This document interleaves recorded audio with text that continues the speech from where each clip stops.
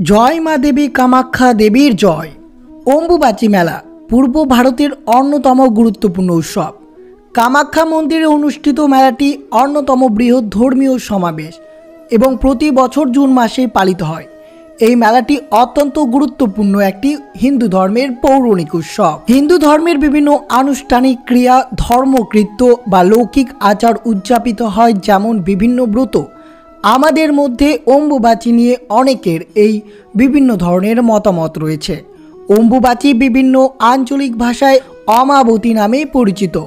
আমাদের হিন্দু শাস্ত্রে পৃথিবীকে মাতৃস্থানে বলা হয়েছে। বেদে এইরকম বলা হয়েছে, তিনি আমাদের মা। অম্বুবাচী হিন্দু ধর্মের বাৎসরিক উৎসব। লোকবিশ্বাস অনুসারে আষাঢ় মাসের 7 তারিখে মৃগশিরা নক্ষত্রের 3টি পদ শেষ হলে পৃথিবী অর্থাৎ ধরিত্রী মা রজস্বলা হন। এই সময়টি অম্বুবাচী পালিত হয়। প্রবাদে রয়েছে, কিসের বার কিসের তিথি, আষাঢ়ের 7 তারিখে অম্বুবাচী, এই দিন থেকে হয় অম্বুবাচী শুরু।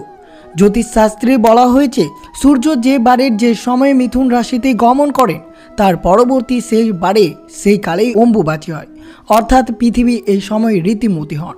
তাই অবশ্যই আপনারা শ্রবণ করবেন এই ভিডিওটির মাধ্যমে যে অম্বুবাচী 3 দিন চলমান আপনারা কোন কোন ধরনের মাঙ্গলিক কাজ একবারেই করবেন না, এর পিছনের মাহাত্ম্য কথা কী, পরিবারের মঙ্গলের জন্য কি করা উচিত, সব কিছু আপনাদের সাথে বিস্তারিতভাবে আলোচনা করা হবে। তাই অবশ্যই আপনারা ভিডিওটি শুরু থেকে শেষ পর্যন্ত ভক্তি সহকারে শ্রবণ করবেন। আর যদি আপনারা চ্যানেলে নতুন হয়ে থাকেন তাহলে অবশ্যই চ্যানেলটিকে সাবস্ক্রাইব করে দিতে ভুলবেন না। অবশ্যই ভিডিওটি আপনারা শুরু থেকে শেষ পর্যন্ত ভক্তি সহকারে শ্রবণ করুন। আর অবশ্যই কমেন্টে জয় মা দেবী কামাখ্যা দেবীর জয় লিখে দিতে ভুলবেন না এই শুভ দিনে। হিন্দু ধর্মের একটি বিশেষ উৎসব হলো অম্বুবাচী।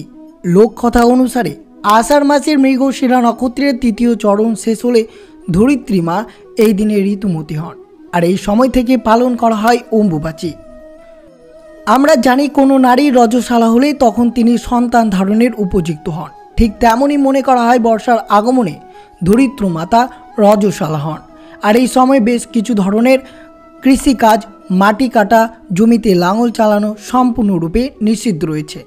এর ফলে ফুলে ভরে যায় পৃথিবী। অম্বুবাচীর ব্রতের সময় নিত্য পুজো সম্পন্ন হলেও মন্দিরের দরজা কখনো জনসাধারণের জন্য খোলা হয় না। আঞ্চলিক ভাষায় অম্বুবাচীর হরেক নাম রয়েছে। এমনও ভারতের এমন এমন জায়গায় অম্বুবাচীকে অমাবতী বলেও জানা গিয়েছে। এই অম্বুবাচী শুরু হওয়ার পর থেকে দেবীর মূর্তি ঢাকা থাকে লাল কাপড়ে। এই 3 দিন পুজো বন্ধ থাকে অনেক মন্দিরে। মাটির ওপর এই কয়েকদিন আগুন জ্বালিয়ে রান্না করেন নানা সন্ন্যাসী, ব্রহ্মচারী, বিধবা মহিলা। যারা অম্বুবাচী কঠোরভাবে পালন করে তারা এই 3 দিন খেয়ে থাকেন শুধু ফল ও মিষ্টি। এই 3 দিন কোনো শুভ কাজ করা হয় না। অবশ্যই আষাঢ়ের 7 তারিখ থেকে শুরু হবে অম্বুবাচী এবং তা শেষ হবে 10 আষাঢ়। ইংরেজি 22 জুন থেকে শুরু হয়েছে। এরপর 3 দিন চলে 25 জুন শেষ হবে এই পর্যায়ে। প্রতি বছর জুন মাসে মা কামাখ্যার মন্দিরে এই সময় মেলা বসে। অম্বুবাচীর উৎসবের সময় মা কামেশ্বরী গর্ভগৃহের দরজা বন্ধ থাকে এবং দর্শনও নিষিদ্ধ হয়ে থাকে। কথিত আছে, অম্বুবাচীর সময় নাকি নিজে থেকে বন্ধ হয়ে যায় মন্দিরের দরজা। 3 দিন পর সেই দরজা খোলা হয়।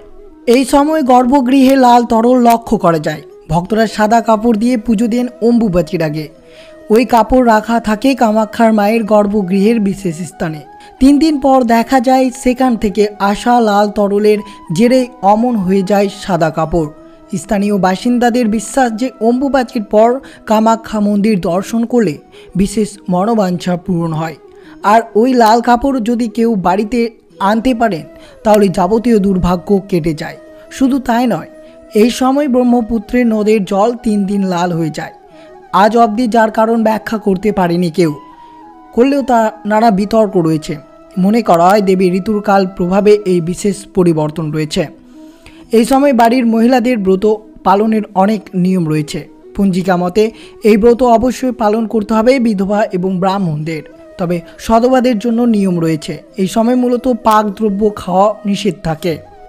সেই সঙ্গে প্রকৃত মায়ের বিশেষ যত্ন নেওয়ার নিয়ম রয়েছে। কৃষকরা কোনো প্রকার বীজ বপন বা মাটি খোঁড়ার কাজ এই সময় করেন না। তাই অবশ্যই ভক্তরা এই বিশ্বাস বছরের পর বছর ধরে চলে আসে এই অম্বুবাচী ব্রত পালন। তা অবশ্যই আপনারা ভক্তি ভালোবাসা শ্রদ্ধা দিয়ে এই দিনটি অবশ্যই পালন করবেন 7 আষাঢ় থেকে 10 আষাঢ় পর্যন্ত।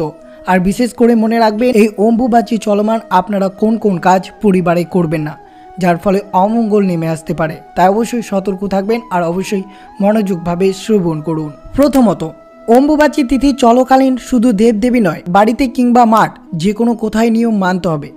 বেশ কিছু কাজ এই দিন করতে নেই। প্রথম, গাছে হাত দেওয়া বা নতুন গাছ লাগানো এবং কৃষিকাজ না করাই ভালো। এই সময় হাল ধরতে নেই। বিশেষ করে অবিবাহিতা মেয়েদের গাছে ফুল তোলাও নিষিদ্ধ রয়েছে। তা অবশ্যই আপনারা এই অম্বুবাচী চলমান কোনো ধরনের গাছে স্পর্শ করবেন না, ফুল তুলবেন না। দ্বিতীয়ত, এই সময় বাড়িতে কাঠের সহযোগে আগুন জ্বালানো একবারে উচিত নয়। খোলা আকাশের নিচে এই কাজ করবেন না।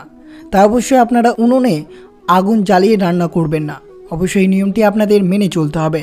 তৃতীয়ত, নতুন বস্ত্র পরিধান করা ঠিক নয়। অবশ্যই অম্বুবাচী চলমান নতুন বস্ত্র পরা একবারে উচিত নয়। নখ কিংবা চুল কাটবেন না। নদীতে স্নান করা কিংবা খোলা জলাশয়ে স্নান করা একবারে উচিত নয়। পুজোর আসনে বসবেন না। তবে যদি গুরু মন্ত্র থাকে কিংবা শক্তির মন্ত্র থাকে সেটি আরও বেশি করে জপ করবেন। শুধু জপের আসনে বসবেন না। অবশ্যই পুজো অর্চনা করতে পারেন, কিন্তু পুজো অর্চনার সময় ভগবানের মন্ত্র জপ করা উচিত নয়। বিশেষ করে মনে রাখবেন পুজোর সময় ধূপ প্রদীপ জ্বালাতে পারেন। এই দিনে এই কয়েকদিন ব্রহ্মচর্য পালন করতে পারেন। আহারে নিরামিষ অনেকেই খাবে, সধবাদের ক্ষেত্রে একটু আমিষ পদ খাওয়া ভালো। বিশেষ করে মনে রাখবেন এই অম্বুবাচী চলমান বাড়িতে মাছ, মাংস, অ্যালকোহল, তামাক সেবন থেকে সম্পূর্ণরূপেই দূরত্ব থাকতে হবে। অর্থাৎ এই দিনে আপনাদের সাত্বিক খাবার গ্রহণ করতে হবে। রসুন, পেঁয়াজ, রাজস্বিক তামসিক খাবার আপনাদেরকে এড়িয়ে চলতে হবে। আর অবশ্যই মনে রাখবেন ঠাকুরের মুখ লাল কাপড়ে ঢেকে রাখা উচিত। শঙ্খ বাজানো কিংবা কাঁসার ঘণ্টা একবারেই বাজাবেন না এই অম্বুবাচী চলমান। আর এই অম্বুবাচী চলমান মনে রাখবেন মাটি খুঁড়ে কোনো কাজ করবেন না। লোহা জিনিস আনবেন না।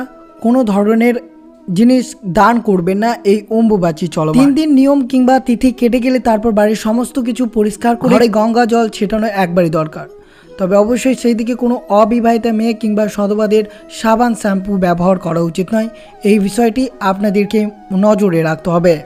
তো অবশ্যই আপনারা শ্রবণ করলেন অম্বুবাচী চলমান কোন কোন কাজ করা একবারেই উচিত নয়, যেটি অবশ্যই আপনাদেরকে মনে রাখতে হবে।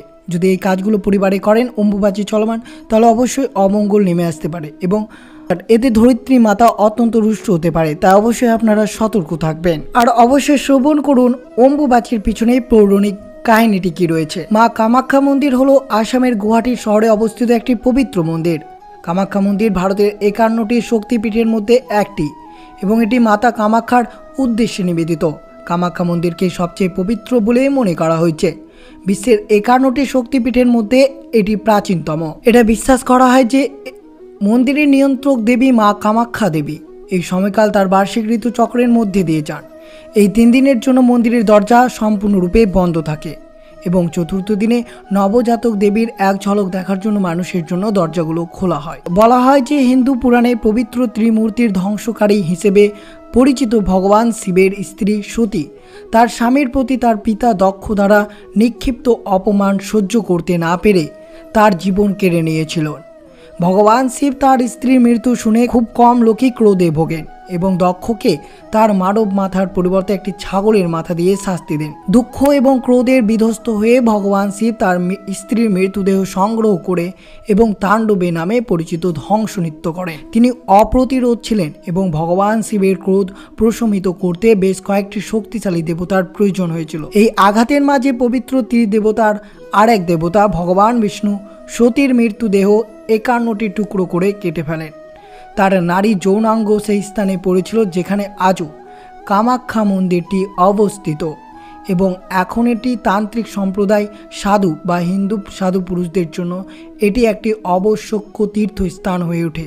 তাই কামাখ্যা মন্দিরের 51 সতীর পীঠের মধ্যে অন্যতম এবং এটি রক্তখরা দেবী যা উর্বরতা দেবী হিসেবে নামেই পরিচিত।